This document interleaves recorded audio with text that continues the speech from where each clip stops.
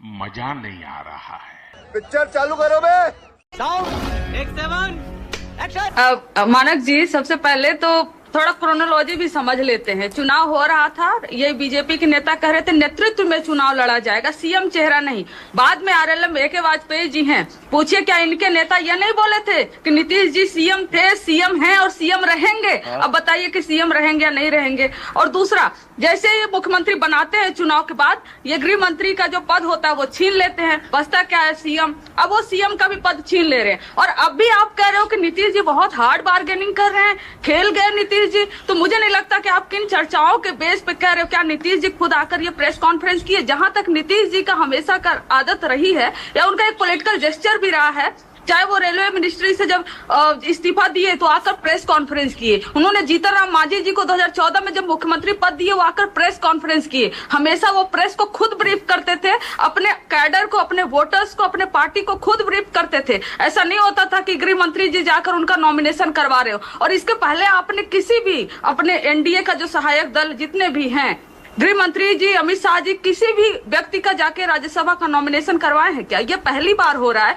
कि वो जाके एक मुख्यमंत्री का नॉमिनेशन करवा रहे हैं, जो सिटिंग, जो खुद इतनी हैसियत रखते हैं कि कई राज्यसभा मेंबर बना सके, एक काउंटर देने दीजिए मुझे, बना सके, कई एमएलए बना सके। आज आप उनको इतना लाचार दिखा रहे हो, उनका नॉमिनेशन भी आपके कहने पर होगा, आप बगल में बैठोगे तब होगा। मुझे नहीं मालूम आपकी चर्चाएं कल का आप कहेंगे कि ये म्युनिसिपालिटी जो पंचायत, एक सेकेंड, नगर पंचायत है, जिला पंचायत है, उसमें भी अभी उनकी इच्छा है देखने जाने की जैसे राज्यसभा का। ये कोई तुक नहीं है। ये क्या आप एक पर हमारा कितना भी उनका पॉलिटिकल डिफरेंसेस हो, इवन भारतीय जनता पार्टी हो, कोई भी पॉलिटिकल पार्टी हो, उसका इस तरह से नौबत आ जाए, ये हम कभी नहीं चाहेंगे। ठीक है, ओके। अब आप कंचना, ओके कंचना, अब मैं आपसे छोटे छोटे 2-3 सवाल पूछूंगा। मैं चाहूंगा छोटे छोटे जवाब दें प्लीज।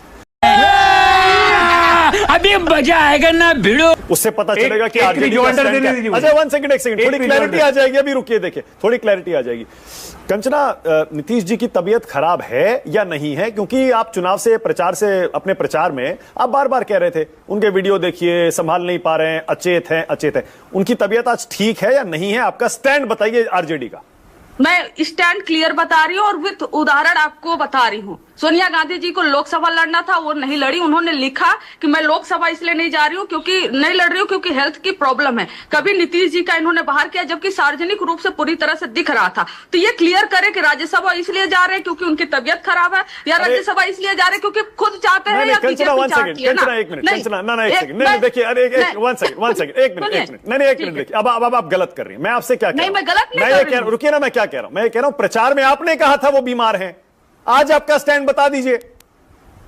ठीक है, बिल्कुल। आज भी हम उसी स्टैंड पे है कि नीतीश जी की तबीयत खराब है। लेकिन नीतीश जी की तबीयत, सुन लीजिए ना, नीतीश जी की तबीयत खराब होने का ये कतई मकसद नहीं होता कि पोस्टर बॉय आप उनको बनाओ, उनके नाम पे आप वोटर्स को रिझाओ और उसके बाद कहोगे चलो टाटा बाय बाय। तो फिर क्या चीटिंग करता है? तो करना चाहिए, बताइए क्या करना चाहिए, फिर बताइए। ये सीधा, अगर उनकी तबीयत खराब है तो आप बताइए पब्लिक को कि हाँ उनकी तबीयत खराब है, क्या करना चाहिए? फिर क्या करना चाहिए? अगर तबीयत खराब है तो क्या करें? फिर बताइए। दोबारा चुनाव करा दें क्या 4 महीने में? नहीं मानक जी, आप ऐसा मत करिए। तबीयत किसी की भी खराब हो सकती है। पूरे देश में उसके साथ थोड़ी सी सिंपैथी और हमदर्दी रखिए। वो प्रदेश के मुख्यमंत्री, थोड़ी सी हमदर्दी रखिए।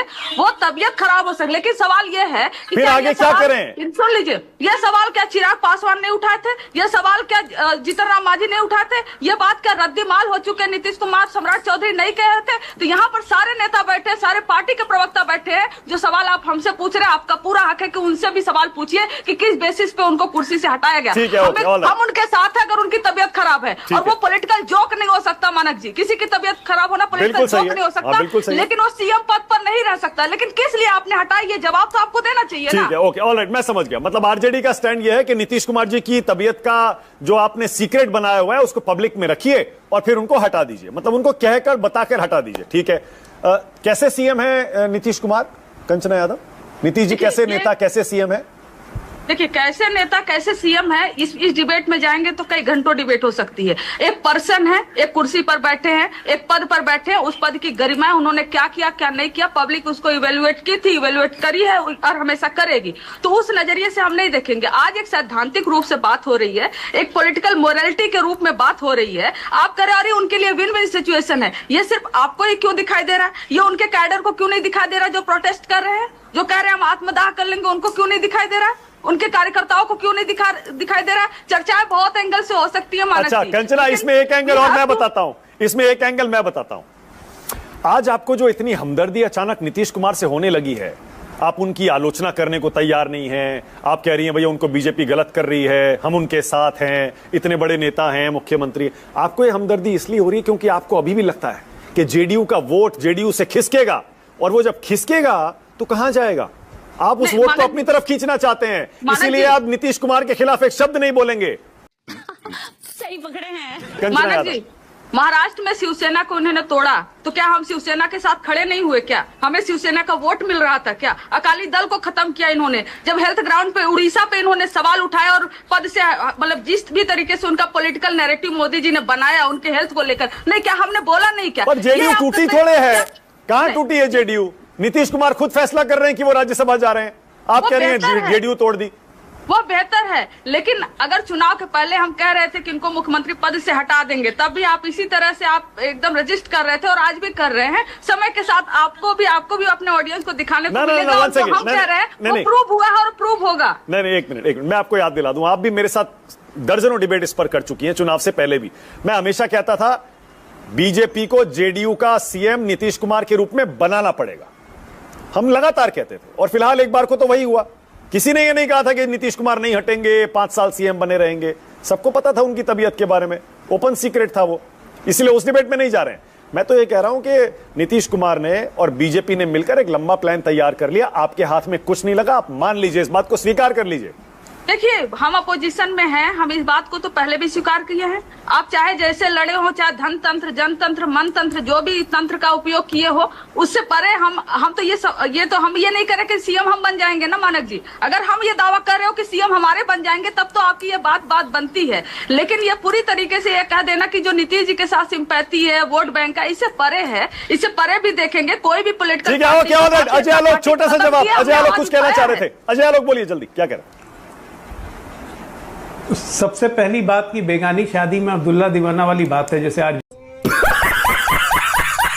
जेडी बोल रही है, क्या मतलब है भाई आपका इससे? यानी खैर बोलते रहिए, हम समझ सकते हैं, पीड़ा बहुत है। दूसरी बात कंचना जी, ये याद रखिए कि सिर्फ नीतीश कुमार नामांकन नहीं कर रहे थे इसलिए अमित भाई नहीं आए थे। माननीय गृह मंत्री इसलिए आए थे क्योंकि हमारे राष्ट्रीय अध्यक्ष नामांकन कर रहे थे। हमारे बहुत सारे मुख्यमंत्री राज्यसभा सांसद बने, उसमें से एक वाजपेयी राष्ट्रीय अध्यक्ष आए थे। हमारी ये राष्ट्रीय अध्यक्ष का अलग सम्मान होता है। ठीक है, ओके। मोगेम्बो खुश हो, मोगेम्बो खुश हो।